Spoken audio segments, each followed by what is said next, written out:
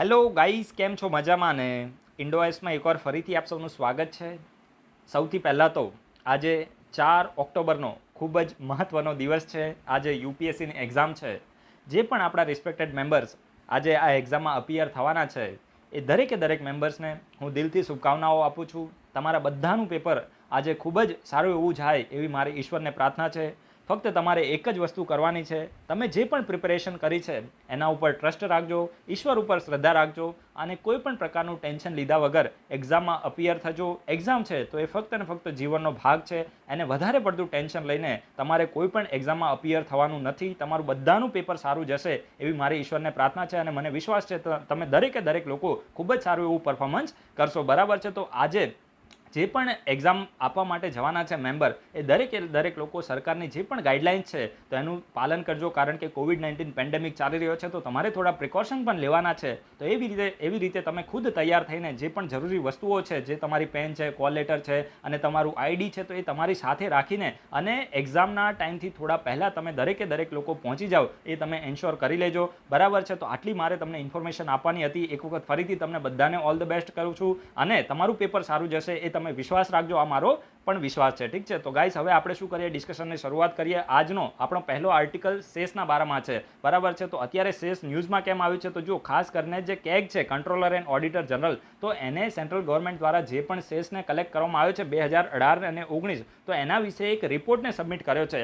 અને એ જે રિપોર્ટ છે તો એમાં એવું જાણવા મળ્યું છે કે 2018-19માં સેન્ટ્રલ ગવર્મેન્ટને લગભગ 2.75 લાખ કરોડ રૂપિયાનો, ખૂબ જ ઇમ્પોર્ટન્ટ નંબર છે, યાદ રાખજો, સેન્ટ્રલ ગવર્મેન્ટે 2018-19માં 2.75 લાખ કરોડ રૂપિયાનો સેસ કલેક્ટ કર્યો હતો. અને એમાંથી 1.1 લાખ કરોડ રૂપિયાનો જે સેસ છે તો એ હજુ એમરામ જે સેન્ટ્રલ ગવર્મેન્ટ છે તો એને કન્સોલિડેટેડ ફંડ ઓફ ઇન્ડિયામાં રિટર્ન રાખ્યો છે. તો અહીંયાથી કોઈ ક્વેશ્ચન ના ભરે, પરંતુ આપણી માટે જે સેસ છે તો એના વિશેની બેઝિક ઇન્ફોર્મેશન ઇમ્પોર્ટન્ટ થાય છે. અહીંયાથી ડાયરેક્ટ ક્વેશ્ચન બની શકે છે. તો આ સેસ શું છે તો આના વિશે હું તમને ડિટેલમાં ઇન્ફોર્મેશન આપું છું. તો જો સૌથી પહેલાં તો તમારે છે ને યાદ શું રાખવાનું છે કે આ સેસ છે તો એક પ્રકારનો ટેક્સ જ છે. સમજી ગયા? આ સેસ છે તો એક પ્રકારનો ટેક્સ છે. જેમ સેન્ટ્રલ ગવર્મેન્ટ ડાયરેક્ટ ટેક્સ અને ઇનડાયરેક્ટ ટેક્સ છે તેને કલેક્ટ કરે છે, તો એવી જ રીતે સેસ છે તો એ પણ એક પ્રકારનો ટેક્સ છે. સેન્ટ્રલ ગવર્મેન્ટ દ્વારા એને લેવિડ અને કલેક્ટ કરવામાં આવે છે. પરંતુ આ વસ્તુ ઇમ્પોર્ટન્ટ શું છે કે જે સેસ છે ને એ પર્ટિક્યુલર પર્પઝ માટે હોય છે. માની લો કે તમે નામ સાંભળ્યું હશે, એજ્યુકેશન માટે સેસ હોય છે, કૃષિ કલ્યાણ સેસ હોય છે, પછી સ્વચ્છ ભારત સેસ હોય છે. તો આ બધી વસ્તુ કેવું છે કે જે સેસને સેન્ટ્રલ ગવર્મેન્ટ કલેક્ટ કરે તો એ પર્ટિક્યુલર પર્પઝ માટે હોય છે. અને જે પર્પઝ માટે સેસને કલેક્ટ કરવામાં આવ્યું હોય એ જ પર્પઝ માટે એનો યુઝ કરી શકાય છે. સે ફોર એક્ઝામ્પલ, આપણે હાઇપોથેટિકલ એક્ઝામ્પલ લઈએ કે સેન્ટ્રલ ગવર્મેન્ટે સ્વચ્છ ભારત સેસ તરીકે 100 કરોડ રૂપિયાને કલેક્ટ કર્યા. તો આ જે 100 કરોડ રૂપિયા સ્વચ્છ ભારત સેસ તરીકે કલેક્ટ થયા તો એનો યુઝ ફક્ત ને ફક્ત સ્વચ્છ ભારત મિશન માટે જ યુઝ કરી શકાય છે. બીજા કોઈ, માની લો કે 100 કરોડનો તમે હેલ્થ સેક્ટરની અંદર ટ્રાન્સફર કરી દો, એજ્યુકેશનમાં ટ્રાન્સફર કરી દો, તો એ પોસિબલ થતું નથી. માની લો કે સેન્ટ્રલ ગવર્મેન્ટે ઇનડાયરેક્ટ ટેક્સથી જે પણ પૈસા કલેક્ટ કર્યા હોય ને તો એને સેન્ટ્રલ ગવર્મેન્ટ વેરિયસ સેક્ટરમાં યુઝ કરી શકે છે. તમને ખબર છે કે જે કન્સોલિડેટેડ ફંડ ઓફ ઇન્ડિયા છે તો એમાં જ્યારે બજેટ પાસ થઈ જાય પછી એમાંથી જે પૈસા છે તો એને સેન્ટ્રલ ગવર્મેન્ટ પાર્લામેન્ટમાં બિલ પાસ કરીને વિડ્રો કરે છે. તો એવી રીતે અહીંયા સેસમાં એવું હોતું નથી. સેસમાં કેવું હોય છે, જે પર્પઝ માટે પૈસા કલેક્ટ કરવામાં આવે છે, નાણાં કલેક્ટ કરવામાં આવે છે, એ જ પર્પઝ માટે એનો યુઝ કરવામાં આવે છે. તો આ વસ્તુ તમને ખબર પડી ગઈ. તો આ બેઝિક ઇન્ફોર્મેશન તમારે યાદ રાખવાની છે કે સેન્ટ્રલ ગવર્મેન્ટ જે પર્પઝ માટે એને કલેક્ટ કરે એ જ પર્પઝ માટે એને યુઝ કરી શકાય છે. અને આના એક્ઝામ્પલની આપણે વાત કરીએ તો એજ્યુકેશન સેસ છે, પછી સ્વચ્છ ભારત સેસ છે, કૃષિ કલ્યાણ સેસ છે. તો આ બધા બેઝિક સેસ છે તો એના વિશેની તમને ઇન્ફોર્મેશન હશે. હવે જો જે બીજા બધા ટેક્સીસ મેં તમને પહેલાં કીધું કે એના જે બીજા બધા પૈસા છે તો બધા જે ટેક્સીસ છે, ઇન્કમ ટેક્સ છે, એના સિવાય જે ઇનડાયરેક્ટ ટેક્સીસ છે, બરાબર છે, તો આ બધાના નાણાં જે હોય તો એ ડાયરેક્ટ કન્સોલિડેટેડ ફંડ ઓફ ઇન્ડિયામાં જાય છે. અને પછી જે સેન્ટ્રલ ગવર્મેન્ટ છે તો એને વેરિયસ સેક્ટરની અંદર યુઝ કરી શકે છે. હેલ્થ છે, એગ્રીકલ્ચર છે, એજ્યુકેશન છે. પરંતુ જ્યારે સેસને કલેક્ટ કરવામાં આવે તો ઇનિશિયલી એના નાણાં પણ કન્સોલિડેટેડ ફંડ ઓફ ઇન્ડિયામાં જ જાય છે. પરંતુ એનો યુઝ પર્ટિક્યુલરલી જે પ્રોપર સેક્ટર માટે કલેક્ટ કર્યું હોય તો એની જ માટે આનો યુઝ કરી શકાય છે. તો આ મેં તમને પહેલાં પણ કીધું છે. અને જો કોઈ વર્ષે જે સેસના નાણાં કલેક્ટ કરવામાં આવ્યા હોય તો એ અનસ્પેન્ટ રહે, એટલે કે એનો યુઝ ના થાય તો બીજા વર્ષે એને ટ્રાન્સફર કરી દેવામાં આવે છે. એટલે કે માની લો કે 2018-19ના નાણાં અનસ્પેન્ટ રહ્યા તો એને 2020-21માં અથવા તો 2021માં એને ટ્રાન્સફર કરી દેવામાં આવે છે. તો આ વસ્તુ તમારે યાદ રાખવાનું છે. એવું નહીં કે ભાઈ નાણાં બચી ગયા તો એનો યુઝ કોઈ બીજા સેક્ટરમાં કરી દેવામાં આવે તો સેન્ટ્રલ ગવર્મેન્ટને એની માટેની પરમિશન આપવામાં આવી નથી. તો આ બેઝિક ઇન્ફોર્મેશન તમને મળી ગઈ. સેસ શું હોય છે? સેસ પર્ટિક્યુલર પર્પઝ માટે કલેક્ટ કરવામાં આવે છે, સોશિયલ વેલફેર માટે અને ડેવલપમેન્ટ માટે એનો કહેવાય ને કે કલેક્શન કરવામાં આવે છે. અને જે સેક્ટર માટે કલેક્ટ કરવામાં આવ્યો હોય એની જ માટે એનો યુઝ કરવામાં આવે છે. તો આ બેઝિક ઇન્ફોર્મેશન તમારે યાદ રાખવાની છે. હવે જો અત્યારે છે ને આ શેષ ન્યૂઝમાં છે ને તો તમારી ફરજ બને છે કે તમને સરચાર્જ વિશે ઇન્ફોર્મેશન હોવી જોઈએ. તો દરેક લોકો સર્ચ કરીને આ વિડીયોના કમેન્ટ બોક્સમાં કહો કે સરચાર્જ શું હોય છે, બરાબર, એની પ્રોપર તમારે ડેફિનેશન આપવાની છે. એના સિવાય અત્યારે કન્સોલિડેટેડ ફંડ ને એ બધું ન્યૂઝમાં હતું ને, તો આની સાથે હું લિંક કરીને તમારું પોલિટીમાં થોડું રિવિઝન કરાવી દઉં. આજે મે બી બની શકે કે કન્સોલિડેટેડ ફંડ ઓફ ઇન્ડિયા છે, પબ્લિક અકાઉન્ટ ઓફ ઇન્ડિયા છે, એના સિવાય કન્ટિન્જન્સી ફંડ ઓફ ઇન્ડિયા છે, તો એના વિશે યુપીએસસીમાં પણ ક્વેશ્ચન આવી જાય, બરાબર છે. તો તમારે આ વિડીયોના કમેન્ટ બોક્સમાં કહેવાનું છે કે આ મેં તમને ત્રણે જે ફંડ કીધા, કન્સોલિડેટેડ, કન્ટિન્જન્સીઝ અને પબ્લિક અકાઉન્ટ, તો આના વિશે ઇન્ફોર્મેશન સર્ચ કરીને તમે દરેક લોકો થોડું રિવિઝન કરો. ડાયરેક્ટ તમે ગૂગલમાં સર્ચ કરશો એટલે તમને એક જ જગ્યાએ દરેક ઇન્ફોર્મેશન મળી જશે. તો તમારે જસ્ટ કોપી કરીને ઇમ્પોર્ટન્ટ પોઈન્ટને પેસ્ટ કરવાના છે કે આપણું કોન્સ્ટિટ્યુશન છે તો એની અંદર કયા કયા આર્ટિકલ મેન્શન છે, આમાં કઈ જગ્યાએથી નાણાં આવે છે અને વિડ્રો કઈ રીતે થાય છે, બરાબર. એમાં આ જે કન્ટિન્જન્સી ફંડ છે તો એના વિશે તો તમને ઇન્ફોર્મેશન હોવી જોઈએ. અને જે પબ્લિક અકાઉન્ટ ઓફ ઇન્ડિયા છે તો એને આ જીપીએસસીએ 2018ની જે પ્રિલિમ એક્ઝામ હતી તો એમાં પબ્લિક અકાઉન્ટ ઓફ ઇન્ડિયા વિશે ક્વેશ્ચન પૂછેલો છે. તો તમને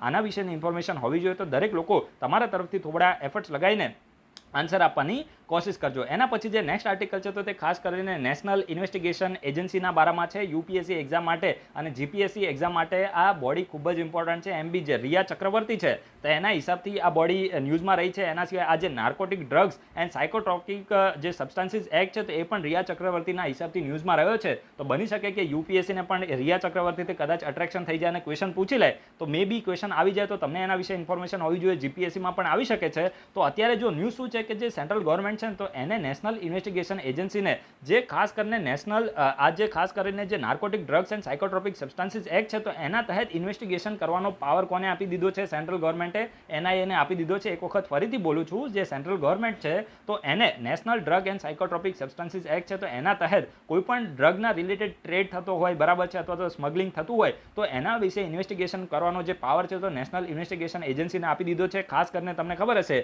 કે એનઆઈએનું જે મેઇનલી કાર્ય છે તો એ કાઉન્ટર ટેરરિઝમ માટે છે. સમજી ગયા? મેઇનલી એ કાઉન્ટર ટેરરિઝમ માટે કાર્ય કરે છે. પરંતુ હવે કાઉન્ટર ટેરરિઝમની સાથે સાથે જે ડ્રગનું ઇલીગલ ટ્રેડ થતો હોય તો એની ઇન્વેસ્ટિગેશન કરવાનો જે પાવર છે તો એ પણ આ narcotic drugs and psychotropic સબસ્ટાન્સીસ act છે તો એના તહેત આપી દીધો છે. આની પહેલા જે ડ્રગનું ટ્રેડ થતું હોય ઇલીગલ તો એના વિશે ઇન્વેસ્ટિગેશન કરવાનો જે પાવર છે તો એ થાનાને આપેલો હતો. એટલે કે જે પોલીસ થાના હોય ને તો એના જે પોલીસ ઇન્સ્પેક્ટર હોય તો એને પાવર આપેલો હતો પર્ટિક્યુલર સ્ટેટમાં. પરંતુ હવે એનઆઈને પાવર આપી દીધો છે. તો આ બેઝિક ઇન્ફોર્મેશન મળી. તો આપણે આ બોડી વિશે થોડી ઇન્ફોર્મેશન લઈએ કારણ કે એક્ઝામમાં ડાયરેક્ટ અહીંયાથી ક્વેશ્ચન બની શકે છે. તો જો એનઆઈએ છે તો એક સેન્ટ્રલ એજન્સી છે. શાની માટે? ઇન્વેસ્ટિગેશન અને પ્રોસિક્યુશન ઇન્વેસ્ટિગેશન માટેની એક સેન્ટ્રલ એજન્સી છે. મેઇનલી આ ભારતની કોઈ પણ સોવરિનિટી છે, સિક્યોરિટી છે, ઇન્ટિગ્રિટી છે અને સિક્યોરિટી ઓફ સ્ટેટ છે અને ભારતના જે ફોરેન સ્ટેટ સાથે જે ફ્રેન્ડલી રિલેશન છે, માની લો કે ભારતના અમેરિકા સાથે સારા એવા સંબંધો છે અને કોઈ પણ વ્યક્તિ એ સંબંધોને ખરાબ કરવા માટેનું કોઈ કાર્ય કરી રહ્યો છે તો આની માટેની જે ઇન્વેસ્ટિગેશન છે તો એ કરવાનો જે પાવર છે અને એ વ્યક્તિને પ્રોસિક્યુટ કરવાનો જે પાવર છે તો એ નેશનલ ઇન્વેસ્ટિગેશન એજન્સીને આપેલો છે. એના સિવાય માની લો કે ન્યુક્લિયર ફેસિલિટીના રિલેટેડ કોઈ પણ પ્રકારનો ક્રાઇમ હોય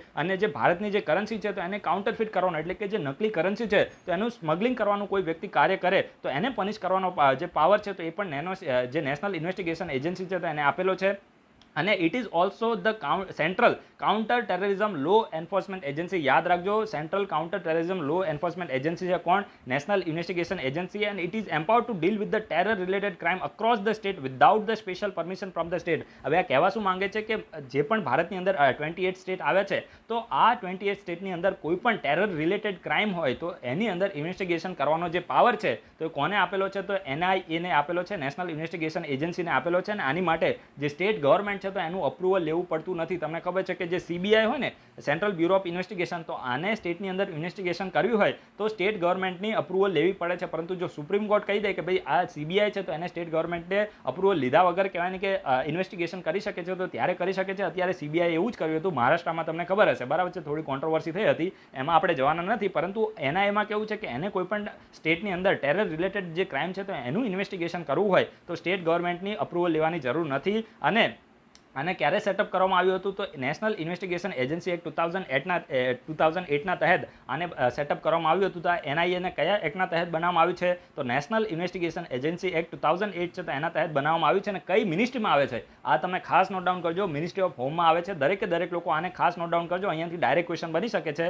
જે નેશનલ ઇન્વેસ્ટિગેશન એજન્સી છે તો મિનિસ્ટ્રી ઓફ હોમમાં આવે છે. અને આની જ્યુરિસ્ડિક્શનની વાત કરીએ, the state government may request the central government to hand over the investigation of the case to NIA provided the case case has been registered for the offence as the content in the schedule of the NIA act. એટલે કહેવા શું માંગે છે કે જે state government છે તો central ગવર્મેન્ટને request કરી શકે છે કે કોઈ પર્ટિક્યુલર ઓફેન્સ હોય જે NIA એક્ટ છે તો એના શેડ્યુલમાં મેન્શન હોય. હવે કહેવા શું માંગે છે કે જે NIA એક્ટ છે ને, નેશનલ ઇન્વેસ્ટિગેશન એજન્સી એક્ટ છે 2008નો, તો આની અંદર અમુક એવા જે ઓફેન્સ છે એટલે ગુનાઓ છે તો એનું લિસ્ટ આપેલું છે કે ભાઈ આટલા ગુનાઓ છે ને તો આનું જે ઇન્વેસ્ટિગેશન છે તો NIA દ્વારા કરવામાં આવશે. તો આ કેસની અંદર માની લો કે કોઈ સ્ટેટ ગવર્મેન્ટ છે તો અમુક આ લિસ્ટની અંદર ઓફેન્સ હોય તો એની માટે ઇન્વેસ્ટિગેશન કરવા માટે સ્ટેટ ગવર્મેન્ટ સેન્ટ્રલ ગવર્મેન્ટને રિક્વેસ્ટ પણ કરી શકે છે કે ભાઈ અમે આ જે પર્ટિક્યુલર કેસ છે તો એનું ઇન્વેસ્ટિગેશન NIA પાસે કરાવવા માંગીએ છીએ, તો ત્યારે સેન્ટ્રલ ગવર્મેન્ટ આના વિશે અપ્રુવલ આપી શકે છે. એના સિવાય માની લો કે સેન્ટ્રલ ગવર્મેન્ટે કોઈપણ પ્રકારનો કાઉન્ટર ટેરરિઝમ માટે અથવા તો કોઈપણ બીજો શેડ્યુલ ઓફેન્સ જે આ એક્ટના તહેત મેન્શન છે તો એના વિશે ઇન્વેસ્ટિગેશન કરાવી હોય તો સેન્ટ્રલ ગવર્મેન્ટ NIA છે તો એને ઓર્ડર આપી શકે છે. તો બેઝિક ઇન્ફોર્મેશન તમને મળી ગઈ.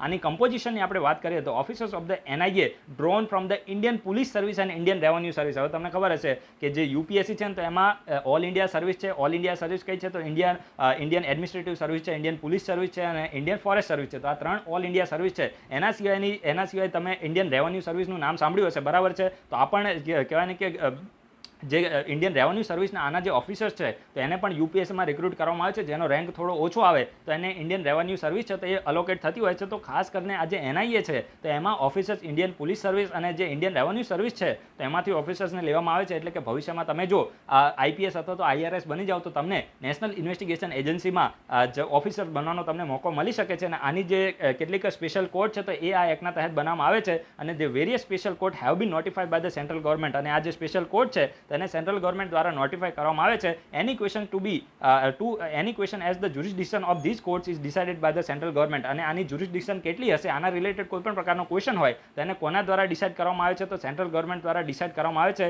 And these are presided over by the જજ appointed by the central government on the recommendation of the chief justice of the high court with the jurisdiction in that region. એટલે કહેવા શું માંગે છે કે જે પણ સ્પેશિયલ કોર્ટ છે તો એને ગઠિત કરવામાં આવે તો એ સ્પેશિયલ કોર્ટનો જે જજ છે તો એને કોના દ્વારા અપોઇન્ટ કરવામાં આવે છે તો સેન્ટ્રલ ગવર્મેન્ટ દ્વારા અપોઇન્ટ કરવામાં આવે છે. પરંતુ રેકમેન્ડેશન કોની હોય તો ચીફ જસ્ટિસ જે પર્ટિક્યુલર રીજન હોય તો એની હાઈકોર્ટ, માની લો કે ગુજરાતમાં કોઈ સ્પેશિયલ કોર્ટ હોય NIA ની, તો આ ગુજરાતની સ્પેશિયલ કોર્ટનો જો કહેવાય ને કે જજને અપોઇન્ટ કરવો હોય, બરાબર છે, તો એની માટેની જે રેકમેન્ડેશન છે તો ગુજરાત હાઈકોર્ટના જે ચીફ જસ્ટિસ છે વિક્રમનાથ કે એવું કંઈક એમનું નામ છે તો એમની રેકમેન્ડેશન લઈને પછી જે સેન્ટ્રલ ગવર્મેન્ટ છે તો એના દ્વારા આ જે સ્પેશિયલ કોર્ટ છે તો એનો જજ છે તો એને અપોઇન્ટ કરવામાં આવે છે. And Supreme Court of India has also been empowered to transfer the cases from the one special court to any other special court within or outside the state. ખૂબ જ ઇમ્પોર્ટન્ટ સ્ટેટમેન્ટ છે કે માની લો કે એક સ્પેશિયલ કોર્ટમાંથી બીજા special કોર્ટની અંદર કેસ છે તો એને ટ્રાન્સફર કરવો હોય તો આની માટેનો ઓર્ડર આપવાનો જે પાવર છે તો એ કોને આપેલો છે તો સુપ્રીમ કોર્ટને આપેલો છે. તો આ સ્ટેટમેન્ટ પણ તમારે નોટ ડાઉન કરવાનું છે. અને આની પાવરની વાત કરીએ તો જો ખાસ કરીને જે CRPC એક્ટ છે, CRPC એક્ટ 1973માં જે સેશન કોર્ટને જે પાવર આપવામાં આવ્યો છે તો એટલો બધો જ જે પાવર છે તો આ સ્પેશિયલ કોર્ટને આપવામાં આવ્યો છે. તો યાદ રાખજો જે CRPC એક્ટ 1973 છે તો એના તહેત જે સેશન કોર્ટ હોય, બરાબર છે, સેશન કોર્ટ ક્રિમિનલ ઓફેન્સ માટે હોય છે. તમને ખબર છે કે દીવાની અદાલત પણ હોય છે, બરાબર છે, એને આપણે સિવિલ કોર્ટ પણ કહીએ છીએ. અને એક સેશન કોર્ટ હોય તો સેશન કોર્ટને જે CRPC એક્ટ 1973ના તહેત જે પાવર આપવામાં આવે છે તો એટલો જ પાવર આ NIAની જે સ્પેશિયલ કોર્ટ હોય તો એને આપવામાં આવે છે. તો આ બેઝિક ઇન્ફોર્મેશન તમને બધાને મળી ગઈ હશે. અને આની અપીલ આ જ્યારે સ્પેશિયલ કોર્ટ દ્વારા કોઈપણ પ્રકારનો જજમેન્ટ આપવામાં આવે તો આની અપીલ કોને કરી શકાય છે? An appeal from any judgment, sentence or order not being an interlocutory order of a special court lies to the high court both on fact and on law. એટલે કે કોઈ પણ જજમેન્ટ જે સ્પેશિયલ ઇન્વેસ્ટિગેશન એજન્સીની જે special court હોય, NIAની special court હોય તો એના દ્વારા કોઈ પણ પ્રકારનું જજમેન્ટ આપવામાં આવે તો એ જજમેન્ટના અગેન્સ્ટમાં જો અપીલ કરવી હોય તો કઈ જગ્યાએ કરી શકાય છે? તો હાઈકોર્ટમાં કરી શકાય છે. And state government have also been empowered to appoint one or more such a special court in their state. એટલે કે જે સ્ટેટ ગવર્મેન્ટ છે તો એને પણ કહેવાય ને કે એમ્પાવર કરવામાં આવે છે કે એ પણ પોતાના રીજનની અંદર, પોતાના સ્ટેટની અંદર એકથી વધારે જે સ્પેશિયલ કોર્ટ છે તો એને શું કરી શકે? ગઠિત કરી શકે છે. તો આ બેઝિક ઇન્ફોર્મેશન તમારે એના વિશે યાદ રાખવાની છે. સૌથી પહેલાં તો તમારે એક્ટ યાદ રાખવાનો છે. એના સિવાય કેવા પ્રકારની એજન્સી છે એ તમારે યાદ રાખવાનું છે. અને કઈ મિનિસ્ટ્રીમાં આવે છે તો આ તો તમે ખાસ નોટ ડાઉન કરજો. આ જે મિનિસ્ટ્રી છે તો મિનિસ્ટ્રી ઓફ હોમ અફેર્સ આવે છે, અહીંયાથી ડાયરેક્ટ ક્વેશ્ચન બની શકે છે. એના પછી જે નેક્સ્ટ આર્ટિકલ છે તો તે કોમોડો ડ્રેગનના બારામાં છે. હવે જો આ જે કોમોડો ડ્રેગન છે ને તો આના વિશે આયુષ્યનમાં આયુષ્યન દ્વારા International Union for Conservation of Nature છે તો એના દ્વારા એક સ્ટડીને કન્ડક્ટ કરવામાં આવી છે કોમોડો ડ્રેગન ઉપર, બરાબર છે. હવે આ જે કોમોડો ડ્રેગન છે ને તો સૌથી પહેલાં તમારે ફેક્ટ શું યાદ રાખવાનું છે, આ સમગ્ર વિશ્વની આખા વિશ્વની હોલ જે વર્લ્ડ છે તો એની લાર્જેસ્ટ લિઝાર્ડ છે, કહેવાય ને કે સૌથી મોટી આપણે એને કહીએ ને કે એક પ્રકારની સમગ્ર વિશ્વની સૌથી મોટી લિઝાર્ડ છે, એટલે કે ગરોળી આપણે આને કહી શકીએ, બરાબર છે. એટલે કે જે સાઇઝ છે તો સૌથી મોટી વિશ્વની સૌથી મોટી એક ગરોળી છે. તો આ તમને ફેક્ટ ખબર પડી ગઈ હશે. લિઝાર્ડ્સ એને આપણે હિન્દીમાં કદાચ છીપકલી કે એવું કંઈ કહીએ છીએ, બરાબર છે. They are the largest lizards on the earth, એટલે કે અર્થની ઉપર લાર્જેસ્ટ લિઝાર્ડ છે. અને ખાસ કરીને જે કોમોડો નેશનલ પાર્ક છે, આ કોમોડો નેશનલ પાર્ક ક્યાં આવ્યું છે તો ઇન્ડોનેશિયામાં આવેલ છે. ઇન્ડોનેશિયામાં જે કોમોડો આઇલેન્ડ છે તો એમાં આ જે લિઝાર્ડ છે તો એ જોવા મળે છે ને અત્યારે સ્ટડીને કન્ડક્ટ કરવામાં આવી તો એ સ્ટડીમાં એવું જાણવા મળ્યું છે કે આવનારા ભવિષ્યની અંદર આ કોમોડો જે ડ્રેગન છે તો લુપ્ત થઈ શકે છે, એક્સટિંક્ટ થઈ શકે છે. અને એની પાછળનું જે મેઇન રીઝન છે તો એને ક્લાઇમેટ ચેન્જને બતાવવામાં આવ્યું છે. તો એક વખત ફરીથી હું તમને બોલું છું, શરૂઆતમાં સ્લીપ ઓફ ટંગ થઈ છે. જે કોમોડો ડ્રેગન છે તો વિશ્વની લાર્જેસ્ટ લિઝાર્ડ છે, તો આ તમને ખબર પડી ગઈ.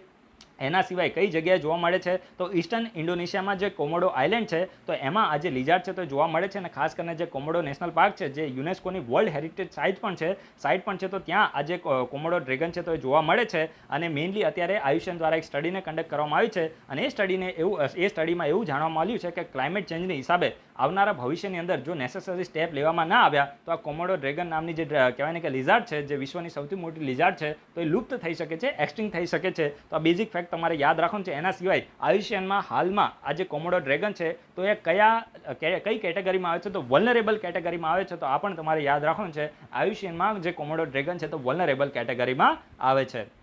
એના પછી જે નેક્સ્ટ આર્ટિકલ છે તો તે RAISE સમિટના બારામાં છે. એક્ઝામ માટે રેલેવન્ટ છે. સૌથી પહેલાં ડાયરેક્ટ ક્વેશ્ચન બની શકે છે કે RAISE રાઇસ સમિટ ન્યૂઝમાં હતી તો આ સમિટને કોના દ્વારા ઓર્ગેનાઇઝ કરવામાં આવી હતી, આનો મેઇનલી મકસદ શું છે. તો જો એક્ઝામ માટે ખૂબ જ રેલેવન્ટ છે, તમારે દરેક લોકોએ આને નોટ ડાઉન કરવાનું છે. ઓક્ટોબર મહિનામાં એટલે કે આ મહિનાની અંદર જ આ જે સમિટ છે તો એ હેલ્ડ થશે. અને આનું રાઇસનું ફૂલ ફોર્મ શું થાય છે, responsible artificial intelligence for social empowerment 2020. ખાસ નોટ ડાઉન કરજો, ઇમ્પોર્ટન્ટ છે. Responsible artificial intelligence for social empowerment 2020 આની થીમ છે. It is being conducted by the ministry of electronic and information technology and NITI Aayog. આ સ્ટેટમેન્ટને દરેક લોકોએ નોટ ડાઉન કરવાનું છે કે આ જે રેસ સમિટ છે તો આને કોના દ્વારા કન્ડક્ટ કરવામાં આવી હતી તો ministry of information and information technology જેને આપણે માઇટી કહીએ છીએ અને નીતિ આયોગ તો બંને દ્વારા સાથે મળીને આ જે સમિટ છે તો એને કન્ડક્ટ કરવામાં આવી હતી. It will be a global meeting of the mind to exchange the idea and the chart the course for using artificial intelligence for the social transformation, inclusion and empowerment in areas like the health care, agriculture, education, smart mobility and among other sector. એટલે કે કહેવા શું માંગે છે, મોટી વાતો છે. Just એટલું કહેવા માંગે છે કે ખાસ કરીને આ એક પ્રકારનું એક ગ્લોબલ લેવલની મીટિંગ છે જેમાં જે પણ જે આર્ટિફિશિયલ ઇન્ટેલિજન્સ સેક્ટરના જે એક્સપર્ટ લોકો છે તો એને બોલાવવામાં આવે છે. અને આ જે આર્ટિફિશિયલ ઇન્ટેલિજન્સ છે તો એને એગ્રીકલ્ચર છે, હેલ્થકેર છે, એજ્યુકેશન છે, સ્માર્ટ મોબિલિટી છે અને જે બીજા અધર સેક્ટર છે તો એમાં આર્ટિફિશિયલ ઇન્ટેલિજન્સનો યુઝ કરીને કઈ રીતે જે સોશિયલ ટ્રાન્સફોર્મેશન છે, ઇન્ક્લુઝન છે એટલે કે સમાવેશન છે અને એમ્પાવરમેન્ટ એટલે કે સશક્તિકરણ, સમાજનું સશક્તિકરણ કઈ રીતે કરી શકાય તો એ માટેની મોટી જે વાતો છે તો આમાં કરવામાં આવે છે. તો આ બેઝિક ઇન્ફોર્મેશન તમારે યાદ રાખવાની છે. હવે આ સમિટ ન્યૂઝમાં છે ને તો આની સાથે હું લિંક કરીને તમારું થોડું એન્વાયરમેન્ટનું રિવિઝન કરાવું છું. એન્વાયરમેન્ટ માટે ખૂબ જ ઇમ્પોર્ટન્ટ સમિટ છે. યુપીએસસીમાં લગભગ 2 થી લઈને 3 વખત આ સમિટ ઉપર ક્વેશ્ચન આવે છે કારણ કે આ સમિટ ઉપરથી મોટા જે કહેવાય ને કે કન્વેન્શન છે તો એ નીકળીને આવ્યા છે. તો તમારે આ વિડીયોના કમેન્ટ બોક્સમાં કહેવાનું છે કે અર્થ સમિટનું એ ક્યારે થઈ હતી, અર્થ સમિટ ક્યારે થઈ હતી અને આ અર્થ સમિટ છે તો કઈ જગ્યાએ થઈ હતી. એના સિવાય અર્થ સમિટનું બીજું નામ શું છે અને આ અર્થ સમિટમાં કયા ઇમ્પોર્ટન્ટ જે ડોક્યુમેન્ટ છે તો એને રિલીઝ કરવામાં આવ્યા હતા અને પછી આનાથી રિલેટેડ કેટલાક કન્વેન્શન પણ છે. તો આના વિશેનું તમારે જસ્ટ ખાલી ગૂગલમાં સર્ચ કરીને તમે ખાલી અર્થ સમિટ લખશો અને પછી સર્ચ કરશો તો તમને એક જ જગ્યાએ બધી ઇન્ફોર્મેશન મળી જશે. તો એક્ઝામ માટે આ ખૂબ જ ઇમ્પોર્ટન્ટ છે. મીન્સ માટે પણ આ અર્થ સમિટ એટલી જ ઇમ્પોર્ટન્ટ છે. તો દરેક લોકો તમારા તરફથી એફર્ટ્સ લગાવીને આ વિડીયોના કમેન્ટ બોક્સમાં આન્સર આપવાનો પ્રયત્ન કરો, બરાબર છે. એના પછી જે નેક્સ્ટ આર્ટિકલ છે તો તે રોબર ફ્લાયના બારામાં છે, બરાબર. આ રોબર ફ્લાય અત્યારે ન્યૂઝમાં કેમ આવે છે તો જો રોબર ફ્લાય બિલોંગ ટુ જો સૌથી પહેલાં તમારે યાદ શું રાખવાનું છે કે આ જે રોબર ફ્લાય છે તો કઈ ફેમિલીને બિલોંગ કરે છે. તો આ નામ થોડું કોમ્પ્લિકેટેડ છે અને રીડ કરી લઉં. એસિલિડાએ, હું આને એસિલિડાએ પ્રોનાઉન્સ કરું છું તો આ એસિલિડાએ ફેમિલી છે તો એને કહેવાય કે બિલોંગ કરે છે. અને આનું જે નામ રાખવામાં આવ્યું રોબર ફ્લાય તો આનું મતલબ નામ રાખવા પાછળનું રીઝન શું છે? તો જો ખાસ કરીને આ શું કરે છે કે જે પણ ફીડ કરે ને, ફીડ એટલે એનું જે ખાવાનું હોય, તો આમાં શું કરે છે, બીજા જે ઇન્સેક્ટ હોય તો એને રોબ કરી લે છે, અને એટલા જ માટે આનું જે નામ છે તો એ શું રાખવામાં આવ્યું છે? રોબર ફ્લાય આનું નામ રાખવામાં આવે છે. ફ્લાય એટલે શું થાય? માખી થાય ને, બરાબર છે. Like all true flies, robber flies have only 2 wings. અને બીજી જે ફ્લાય હોય તો એવી જ રીતે રોબર ફ્લાયને ફક્ત 2 જ કહેવાય ને કે વિંગ એટલે કે પાંખો હોય છે. હવે અહીંયાથી કોઈ ક્વેશ્ચન ના બને, જસ્ટ તમારી ઇન્ફોર્મેશન માટે છે. Robber flies also have distinctive hollow space between their two compound eyes, એટલે કે આની જે બે લાર્જ કમ્પાઉન્ડ આઈ છે, મોટી મોટી આંખો છે, તેની વચ્ચે એક હોલો સ્પેસ હોય. તો અહીંયાથી પણ કોઈ ક્વેશ્ચન ના બને. This characteristics distinguish robber flies from the most other kind of the flies and Asilidae occur in all geographical region except Antarctica. આ સ્ટેટમેન્ટ ઇમ્પોર્ટન્ટ છે. અહીંયાથી ક્વેશ્ચન આવી શકે કે જે રોબર ફ્લાય છે તો વિશ્વની અંદર દરેકે દરેક જગ્યાએ જોવા મળે છે. તો આ સ્ટેટમેન્ટ રોંગ હશે. એ ફક્ત ને ફક્ત દરેક જગ્યાએ જોવા મળે છે, ફક્ત એન્ટાર્ટિકામાં જોવા મળતી નથી. આ એક્સેપ્શન છે. અહીંયા એક્સેપ્શન છે. અહીંયાથી ડાયરેક્ટ ક્વેશ્ચન બની શકે છે કે જે રોબર ફ્લાય છે તો વિશ્વની અંદર દરેકે જગ્યાએ જોવા મળે છે, જિયોગ્રાફિકલ રીજનની અંદર જોવા મળે છે, પરંતુ એન્ટાર્ટિકાની અંદર જોવા મળતી નથી. તો આ બેઝિક ઇન્ફોર્મેશન તમારે યાદ રાખવાની છે. જ્યાંથી એક્સેપ્શન હોય ને ત્યાંથી ક્વેશ્ચન બનવાની સંભાવના વધુ હોય છે, બરાબર છે.